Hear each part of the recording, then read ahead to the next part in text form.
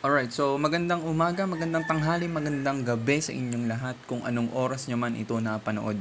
So dito sa video na to, ituturo ko kung paano tayo magbabayad ng bill natin sa PLDT gamit ang GCash natin.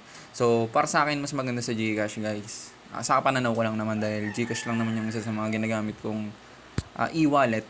So at saka medyo malayo yung buying center sa akin, kaya GCash talaga ako. GCash na ako. So, ito nga, para sa GCash natin guys, kailangan i-ready nyo muna yung inyong account number.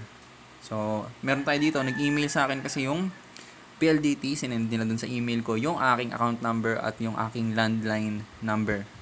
So, i-ready nyo lang yung account number at saka landline number. Tulad nito, nakikita nyo sa aking screen.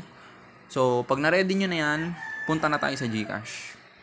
Kabisaduhin nyo na yan kung pupwede kasi para hindi nyo na malimutan, ano? Parang number nyo lang sa cellphone. So, ang babayaran ko ay 1699. Okay, 1699. Meron ako ditong 18. May butal pa, no? May sobra pa. So, lagi ako may pasobra kasi minsan may fee, no? Hindi ko sabi, may fee eh. Ano nga yung fee nila nun? 7 pesos. Tapos meron pang 20. So, ayun na nga. Punta tayo dito sa may pay bills. Pag nasa GCash na kayo, pay bills. Hanapin lang natin yan. Pay bills, tapos, excuse me.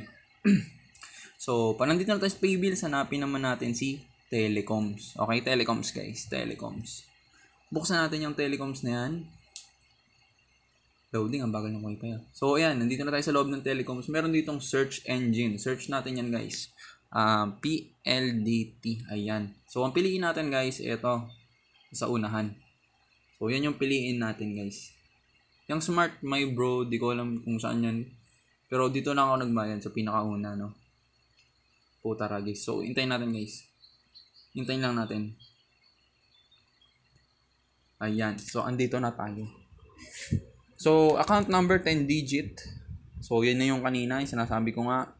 Yung amount. Email. Ba't wala na yung landline? Dapat may landline to. Hindi na nilagay landline eh, no? Wait lang. So, kunin ko muna yung aking account number. Copy. Yan, copy ko lang yan. Andito na yung sa note ko. So, bali, nakasave na yan dito sa note ko. Ang gagawin ko na lang i-copy paste. So, ilagay natin dyan yung note ko. Ay, yung number ko. Uy, ba't na doble? So, ayun. Double check natin guys. Baka may mali eh. Okay.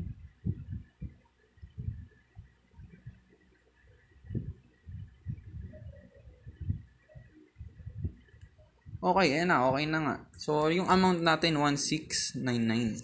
Sa email, maglagay kayo ng email guys. Kasi,